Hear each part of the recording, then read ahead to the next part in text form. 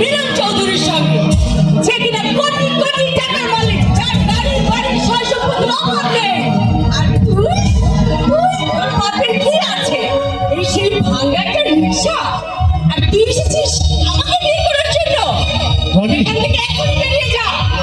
রানী, এসব এসব কি বলছো তুমি? তুমি তো তুমি তো আমার সব কিছু জেনে শুনে আমাকে ভালোবেসেছিলে, বিয়ে করতে চেয়েছিলে, তবে তবে আজ কেন এসব কথা বলছো তুমি? তোকে কি আমার কৈফিয়ত দিতে হবে? হ্যাঁ, কৈফিয়ত তোমাকে দিতেই হবে। না, আমি তো তোকে কোনো কৈফিয়ত দেব না। ওই মিলন চৌধুরী যত বড় লোকের ছেলে হোক না কেন, তুমি শুধু আমার, শুধু আমার। না, তুমি ভালো যদি না বাসবে তাহলে কেন বলেছিলে, কেন বলেছিলে চাঁদনি রাতে বন করে নিচে বসে আমার আমার কোলে মাথা রেখে ওই চাঁদের মতো ফুটফুটে চাপাতের খোলা কেন বলেছিলে? কেন?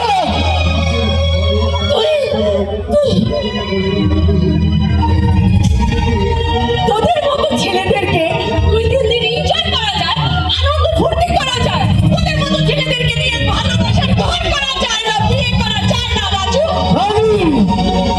ওই মিলন চৌধুরী যত বড় লোকের ছেলে হোক না কেন, তুমি শুধু আমার, শুধু আমার, শুধু আমার পাশে যাওয়ার কারণ বল।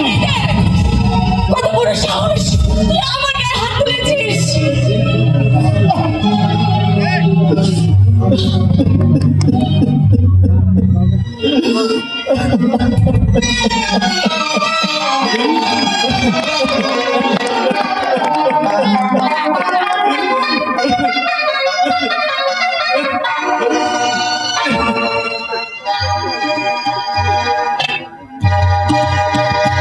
কোন স্বর্গ সুখে আশা তুমি ছেড়ে যাবে আমার, কোন স্বর্গ সুখে